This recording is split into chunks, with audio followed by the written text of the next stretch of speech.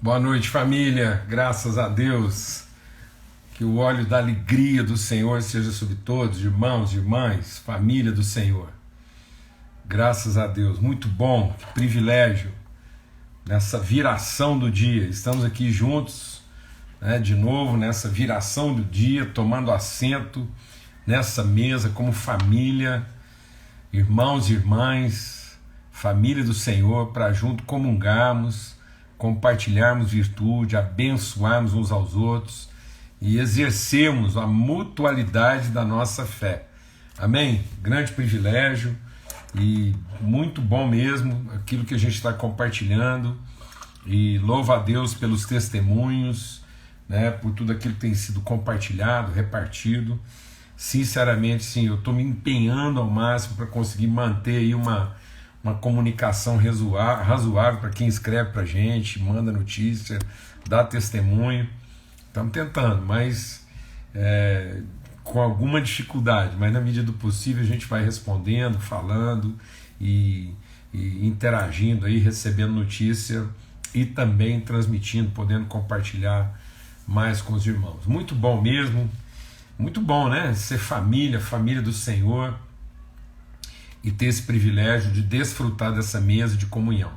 Amém? Esse é o nosso empenho, estamos aqui de segunda, né, a sexta-feira, então de segunda a sexta, sempre às 18 horas, na viração do dia. Nós temos essa mesa preparada aqui para compartilhar. Tem sido maravilhoso ver o pessoal também repartir, né, aquilo que a gente vai compartilhando aqui, vai aprendendo juntos, vai construindo juntos. Isso está sendo compartilhado de muitas formas, de muitas maneiras. Dá tempo ainda de você convidar alguém, então você chamar mais alguém, tem sempre lugar nessa mesa para quem quiser ir chegando e desfrutar desse momento de comunhão. Tá bom? Muito bom. Kleiser, que bom, rapaz, ter falado com você e testemunhar assim da alegria que a gente tem dessa relação, dessa amizade. Muito bom. E aos domingos, para quem está chegando aí agora não sabe, aos domingos às 8 horas da manhã a gente começa a semana com uma palavra sobre princípios, né? Princípios e fundamentos. Então uma semana de primeira não começa na segunda, tá bom? Então a gente quer começar os domingos 8 horas da manhã. Que bom, Nelson, já fez contato aí com o Fábio, o Fabiano, tá aí, muito bom, é uma alegria a gente poder né, ser ponte aí dessas relações, né, e a família poder se encontrar. Vamos ter uma palavra de oração e suplicar mesmo assim que os nossos corações estejam totalmente abertos para o Senhor. E aí, ó, tá aí, já o Fabiano já está testemunhando aí desse encontro, gente muito querida, pessoal ali da região de Campinas. Muito bom. Pai, muito obrigado pelo teu amor, obrigado pela tua bondade, alegria. A alegria do Senhor é a nossa força, e é isso, nós queremos viver em alegria, Senhor, em contentamento. Apesar dos desafios e, oh Deus, os enfrentamentos, e ainda que o nosso homem exterior sofra e haja dano, perdas, no entanto, o nosso homem interior se renova. O teu Espírito no nosso homem interior nos fortalecendo, nos edificando e revelando em nós o teu amor até que sejamos cheios da inteira plenitude do Senhor. Em nome de Cristo Jesus, o Senhor. Amém. Graças a Deus.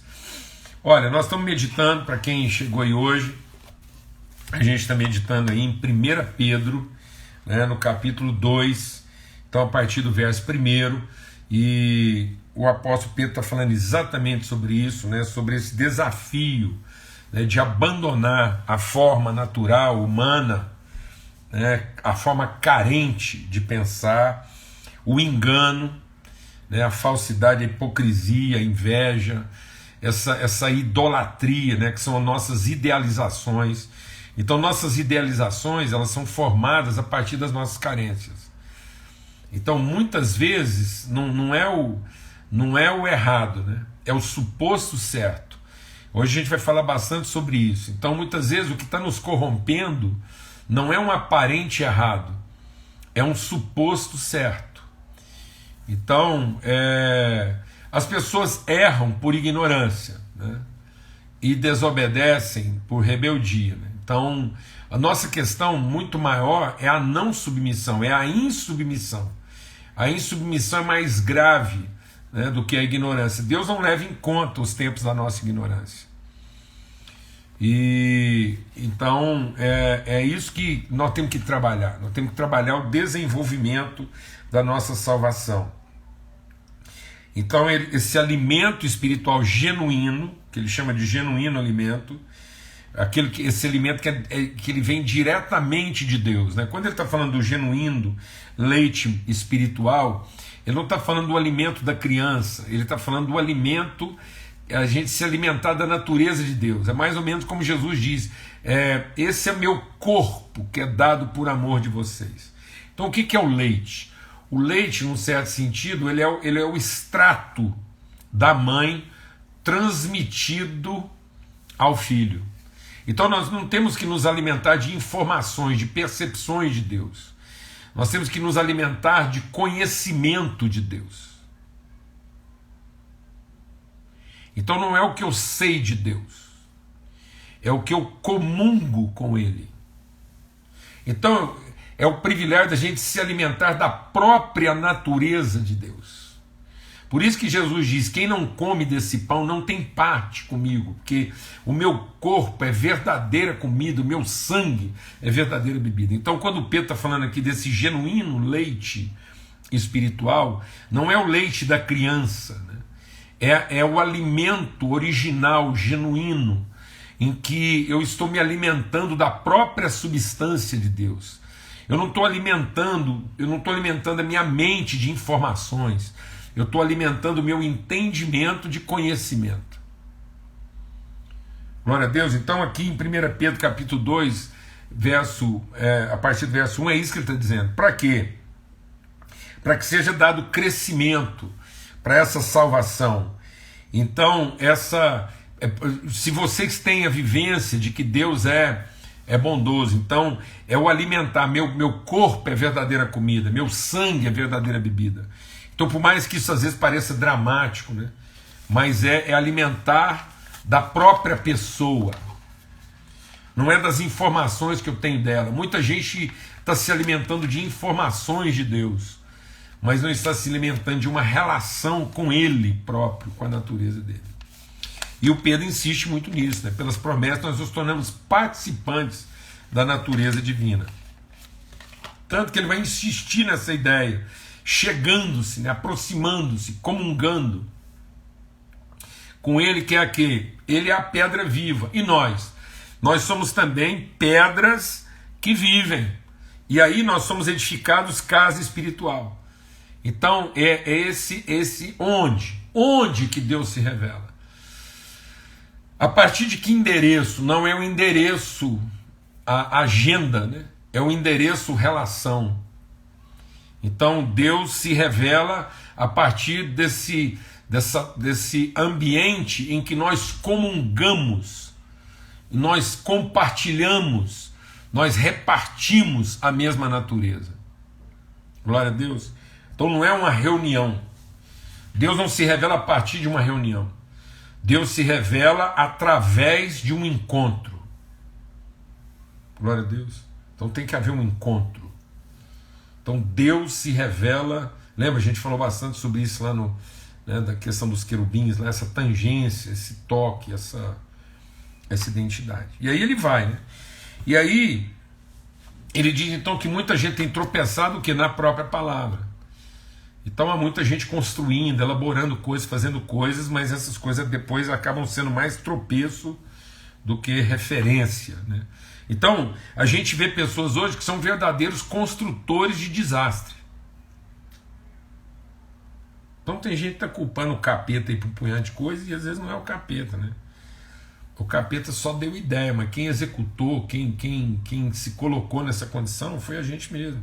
Então tem muitas pessoas que são construtores de desastre, porque eles fazem casas que não têm fundamento, e aquilo colapsa, aquilo desmorona, em cima da vida das pessoas. Depois não adianta culpar capeta, não, precisa de arrependimento. Tanto que quando o povo ouviu a mensagem, falou: e agora? Agora arrepende. Arrepende. E não pede para Deus consertar. Arrepende e começa uma construção a partir de um princípio original. Amém? Então aí ele está falando, aí ele diz: olha, então, para que não haja tropeço, para que não haja essa confusão, há algumas características. Glória a Deus. O que são as características do nosso ministério, né? O que são as características desse movimento de Deus em, com e através de nós? A primeira coisa que ele falou aqui foi o quê? Foi raça eleita, né? Geração eleita, povo escolhido. Então o que é uma geração eleita? Ele está falando o quê? Ele está falando de que nós somos preciosos, né? Então é uma preciosidade, é uma singularidade. Então Deus não trabalha a partir de concursos, né, de competições. Deus trabalha a partir de conhecimento. Ele elenca na relação. Então o que traduz? Então não é o que traduz o tamanho, né? É o que traduz a essência. Deus não está preocupado com a aparência, mano. Deixa Deus ministrar o nosso coração. Deus vê o coração. O homem vê a aparência. Então tem muita coisa que é impressionante, mas não é convincente. Amém? Deus não quer uma coisa que seja impressionante. Deus quer uma coisa que seja convincente, verdadeira, essencial, substanciosa. Então Deus vai olhar para encontrar substância. Por isso que é eleito. Ele é uma seleção. É o agricultor que na hora que vai plantar, ele seleciona as sementes. São sementes selecionadas. Deixa Deus ministrar o seu coração para que você trate a sua própria vida. Para que você trate a sua própria vida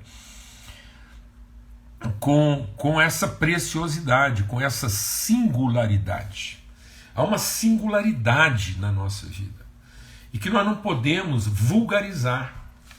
Então o Evangelho ele é para todos, mas não é para qualquer um. Ele alcança todas as pessoas, mas ele não é vulgar.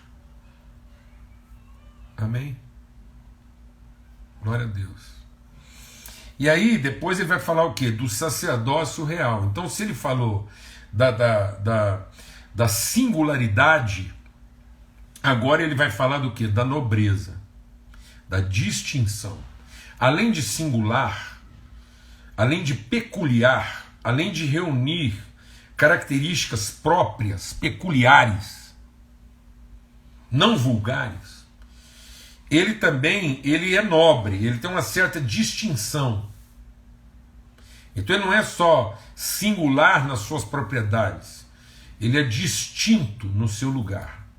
Meu Deus, meu Deus. Aí a gente vai entender que a gente é humilde sem ser o quê? Medíocre. Então nós somos humildes, mas não somos medíocres. Nós somos nobres, mas não somos soberbos. Nós somos distintos, mas não somos snobs. Então não tem esnobação no Evangelho. Às vezes eu fico vendo alguns crentes muito snob, mano. É uma esnobação. Esnoba o incrédulo, esnoba o cara lá da outra religião. É uma esnobação, é uma coisa muito triste. A forma snob, como as pessoas estão querendo achar que são distintas. Não, a pessoa snob, ela não é distinta. Ela é promíscua, ela é perturbada. Então tem muito cristão aí que ele é perturbado. Ele tem uma certa demência. Quando ele usa o Evangelho para esnobar. Ou para prevalecer. Então, em nome de Cristo Jesus, não justifique a sua mediocridade a pretexto de humildade. Não justifique a sua soberba a pretexto de nobreza. e não justifique a sua esnobação a pretexto de distinção. E não justifique as suas necessidades de controle a pretexto de liderança. Porque tem gente que está se autodenominando líder, mas o que ele gosta mesmo é de controlar. É de ter o controle, de ter o domínio. Então não explique suas crises de poder através de uma pretensa liderança. Amém? Então, e aí hoje a gente quer compartilhar, e eu vou passar aqui agora, a gente sempre faz essa recordação aqui, e hoje a gente vai falar sobre o quê? Então nós falamos sobre geração eleita, sacerdócio real, agora vamos falar sobre nação santa. O que é nação santa? Nação santa é a nação pura, segundo o seu modelo e a sua referência original. Então, deixa Deus ministrar o seu coração. Santidade não são as mudanças que nós nos impomos para alcançar uma condição pretendida. Vou falar devagar. Santidade não são as mudanças que eu me imponho para alcançar uma condição pretendida. Santidade é a forma como eu me submeto ao modelo original. Então, santidade é uma correspondência à originalidade. Então, quanto mais fiel ao modelo original, não é o modelo antigo, original, quanto mais fiel àquilo que são as características originais, mais santo é. Então, santidade não é um esforço de mudança de comportamento. Santidade é uma submissão de entendimento. Glória a Deus. Então a gente quer conversar sobre isso, porque aqui está um desafio grande. Assim. Então, em nome de Cristo Jesus, eu creio que essa semana é uma semana assim, redentora mesmo, para que a gente possa deixar, abandonar algumas coisas assim que são escravizantes, perturbadoras, enlouquecedoras. Enlouquecedoras. Então, o que é o santo? O santo é aquele que tem um certificado de originalidade. Existe hoje na nossa cultura a ideia da réplica. Nós não somos uma réplica de Jesus.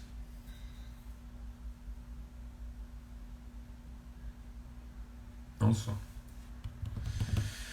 Nós não somos uma réplica de Cristo. Nós somos uma expressão atual do modelo original. Amém? Então nós podemos até sofrer mudanças na forma, mudanças às vezes no feitio, mas nós conservamos os elementos que testificam da nossa originalidade e que contam a nossa história.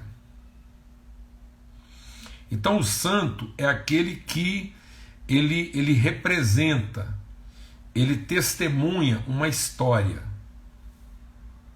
e não um esforço. Então santidade não testemunha meu esforço. Santidade testemunha minha história. Santidade é como é que eu faço parte dessa história que vem desde a sua origem. Então como é que eu passo a ser um legítimo representante de uma história que vem sendo contada. E não como é que eu me esforço para parecer uma coisa que na verdade eu não sou. Então, a santidade tem que ser carregada na nossa vida de um senso de história. E não numa aparência de comportamento. Então, eu vou explicar para você. Um não falso não é necessariamente um legítimo. Assim como uma não mentira não é necessariamente uma verdade. Paulo fala sobre isso, ele fala assim: aquele que mentia, não minta mais, antes fale a verdade. Então, a santidade não é não mentir. A santidade é ser uma expressão da verdade. Então, vou explicar uma coisa, porque isso está muito corrente, aí eu vou usar alguns exemplos aqui que vai ficar fácil de você entender. Por exemplo, o que é um relógio falso? Você fala que relógio é falso. O que é um relógio falso? Relógio falso deve ser alguma coisa que não marca a hora.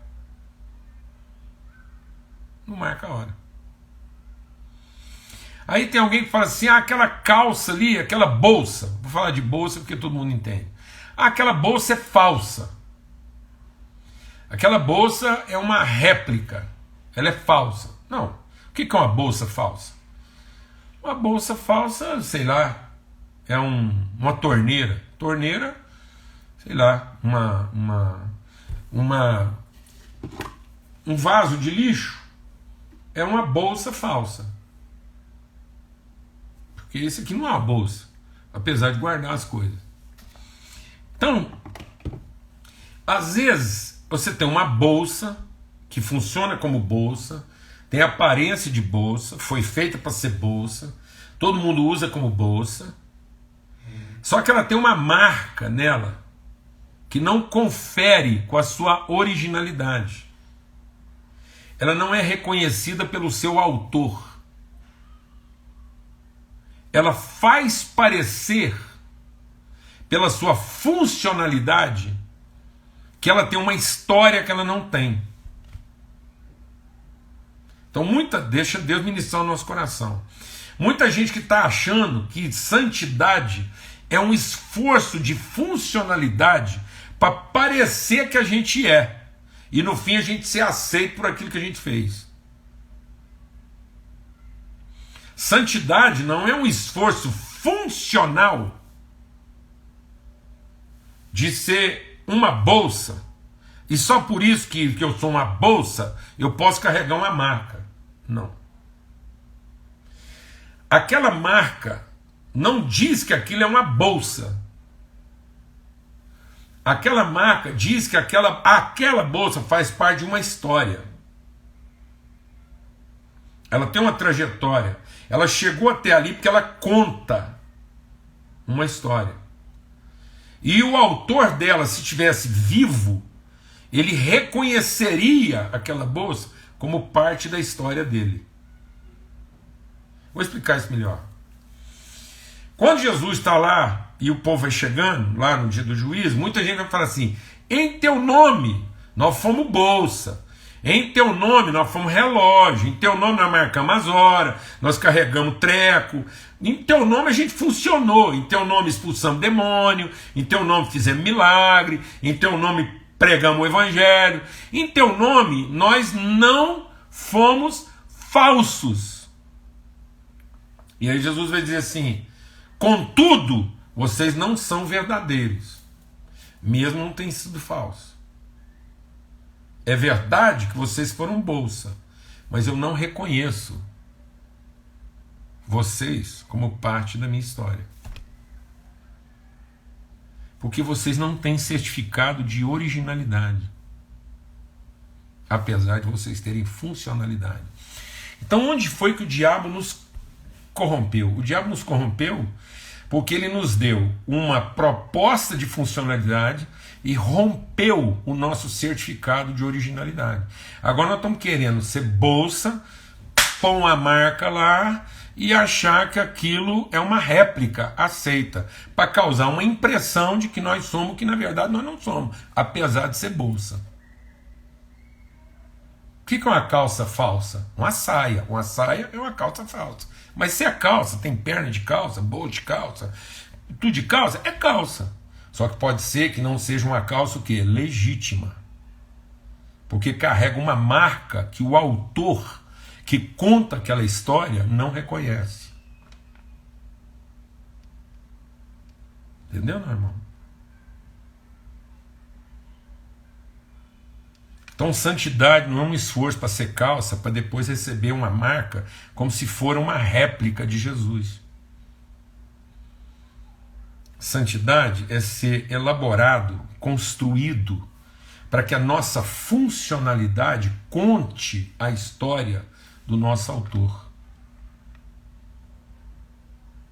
Para que os valores dele estejam traduzidos naquilo que está sendo entregue. Então tem muita gente aí que está achando que réplica, só porque não é falso, é legítimo. Então às vezes você está carregando um relógio que não é falso. Contudo, não é legítimo. Porque tem uma marca que o autor não reconhece, porque não conta a sua história de valores. É uma réplica. Funciona? Funciona. Marca a hora? Marca a hora. Então talvez na vida você vai encontrar uma réplica funcionando e um original quebrado. E se você apresentar para quem fez, ele vai reconhecer o relógio quebrado, mas não vai reconhecer o relógio que funciona.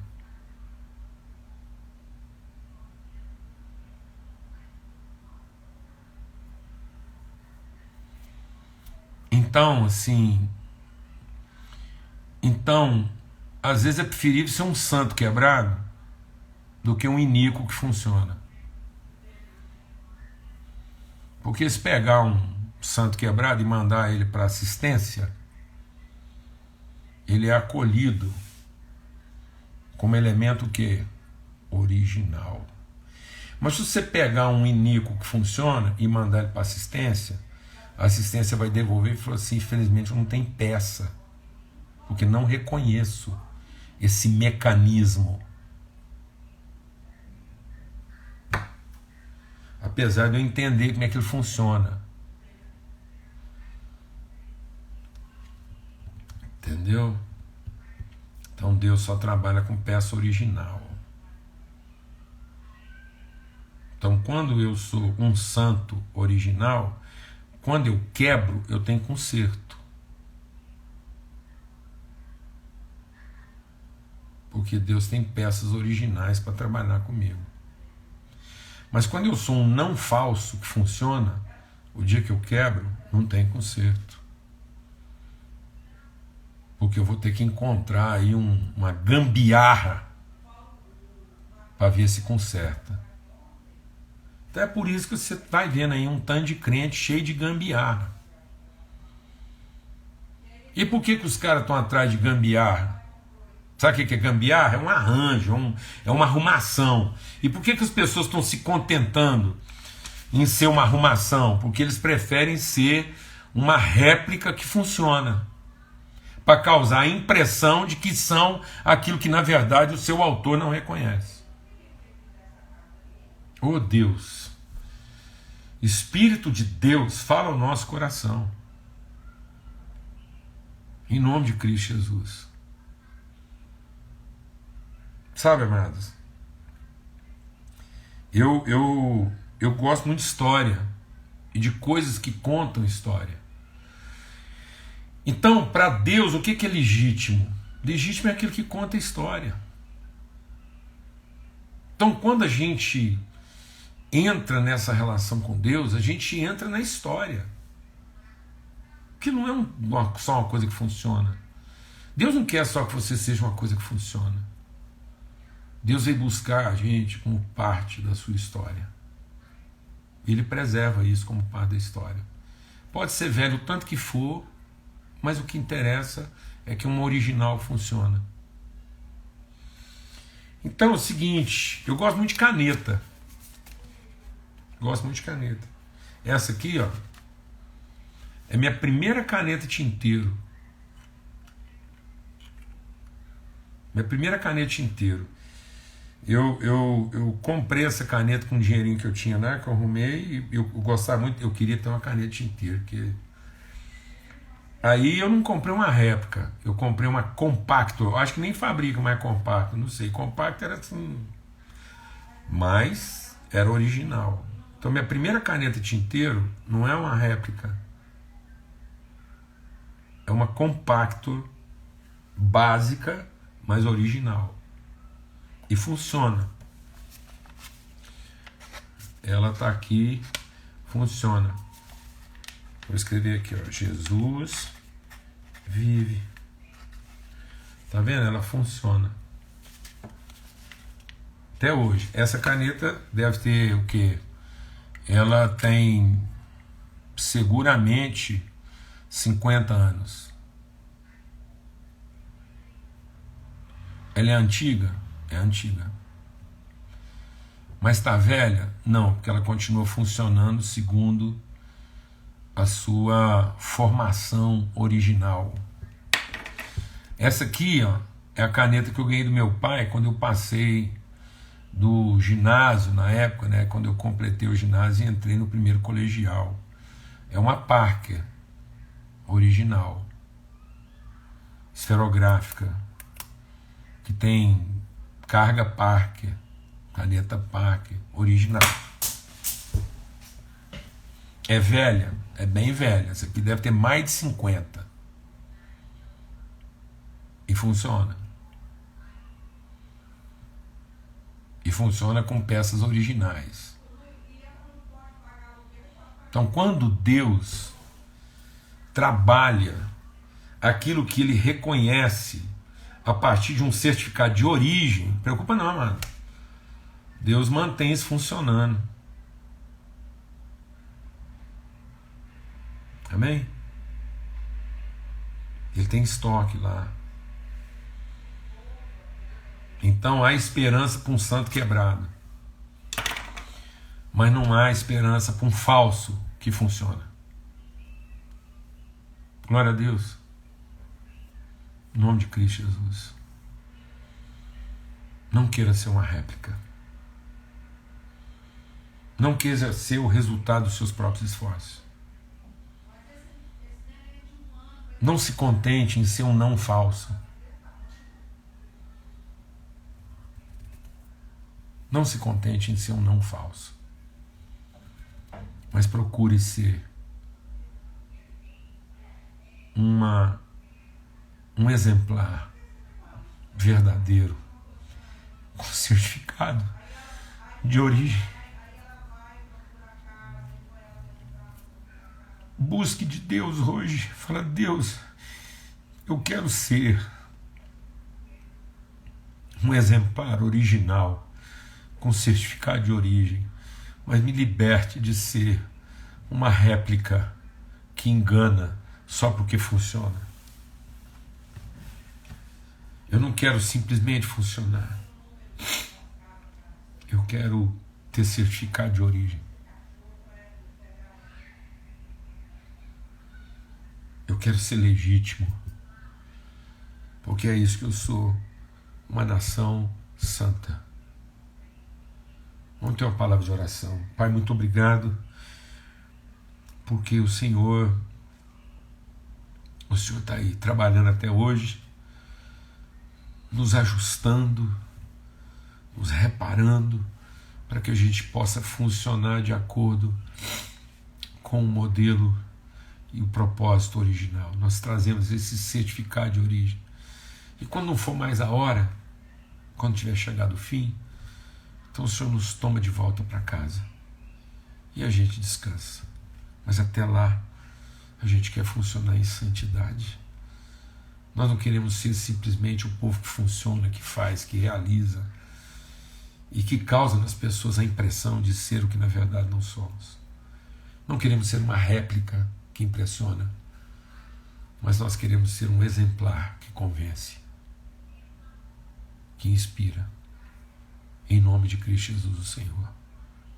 Amém. Que o amor de Deus, o Pai, a graça bendita do seu Filho, o testemunho do Espírito Santo de Deus, seja sobre todos, hoje e sempre, em todo lugar. Amém. Forte abraço. Povo original. Glória a Deus. Povo santo. Forte abraço para todos.